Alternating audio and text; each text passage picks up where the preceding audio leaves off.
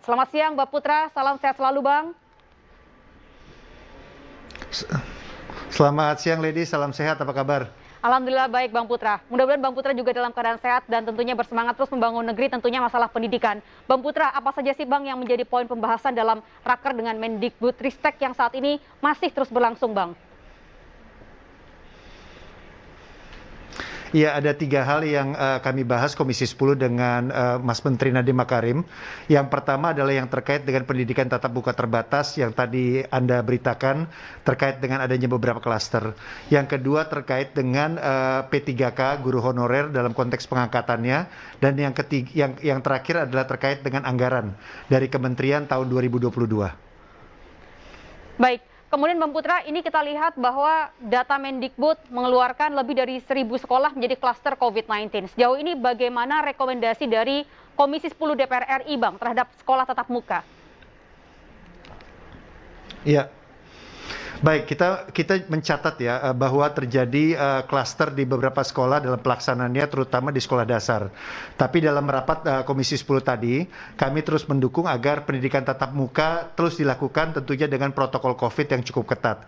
Dari awal saya dari Dapil DKI Jakarta di Jakarta Timur, saya mengemukakan bahwa ini bukan hanya peran dari pemerintah, tapi juga peran sekolah dan peran dari keluarga, di mana keluarga juga harus bisa menjaga protokol dari setiap anggotanya, terutama mereka anak-anak yang akan sekolah. Begitu juga dengan protokol yang ketat yang harus dilaksanakan oleh sekolah. Nah, hal-hal seperti ini yang harus kita waspadai terutama untuk sekolah dasar, karena anak-anak SD belum berkesempatan untuk melakukan vaksinasi.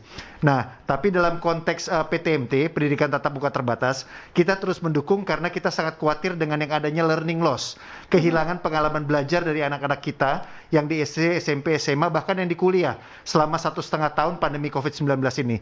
Dampak dari learning loss, kehilangan pengalaman belajar ini kita masih belum tahu. Dan tentunya ada pengurangan-pengurangan juga dari sisi kurikulum belajar mereka. Kurikulum yang mereka dapatkan itu tidak sempurna. Belum lagi bagaimana interaksi mereka dengan guru dan teman-temannya. Hal-hal seperti ini, Lady, yang membuat kita untuk terus mendorong pendidikan tatap muka terbatas, dan kita bersyukur bahwa jumlah klaster ini belum begitu besar, hanya 2,8%.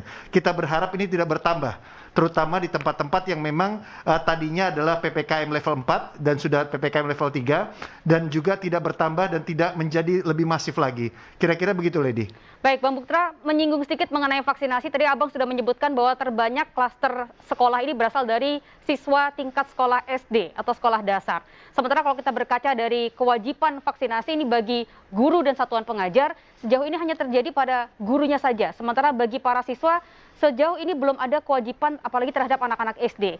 Nah, kemudian bagaimana Abang memandang aturan ini, Bang? Iya, tentunya ini kan ada kaitannya dengan jenis vaksin yang kita terima. Kita kemarin mendapatkan kabar gembira bahwa anak 12 tahun ke atas sudah bisa divaksin dengan Sinovac, dan itu sudah bisa dilakukan secara masif di berbagai tempat. Kita lihat ada 2 juta lebih siswa didik yang sudah melakukan vaksin.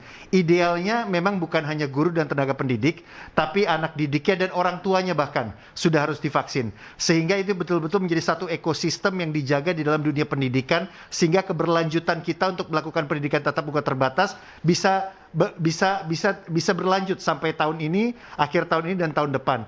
Tentunya kita berharap ya agar vaksin untuk anak umur 5 tahun, ya 5 tahun ke atas itu sudah bisa segera diakses oleh Indonesia. Saya mendapatkan informasi di beberapa negara sudah dapat diterima vaksinasi di atas untuk anak di atas usia 5 tahun.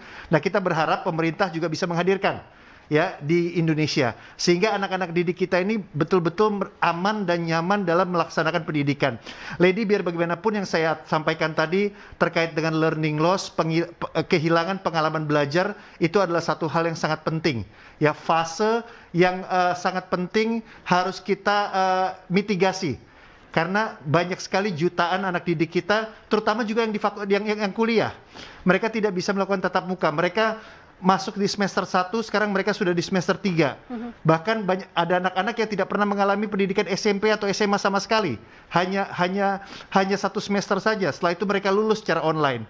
Lalu efeknya apa kepada mereka? Ini kan menjadi tanggung jawab kita bersama untuk bisa menjembatani, membuat program supaya mereka bisa mengisi kekurangan yang mereka alami selama 1,5 tahun masa pandemi ini. Baik, terima kasih Bang. Mudah-mudahan masalah learning loss ini bisa segera terselesaikan dan tentunya klaster sekolah ini tidak makin berkembang sehingga tidak makin menimbulkan kekhawatiran khususnya bagi orang tua siswa. Terima kasih Putra Nababan, anggota Komisi 10 DPR atas waktunya bersama Amin. seputar Terima kasih, Anyus Siang Widhi. SCTI. Sehat selalu Bang. Selamat beraktivitas kembali Bang. Sama-sama. Salam teman-teman semua.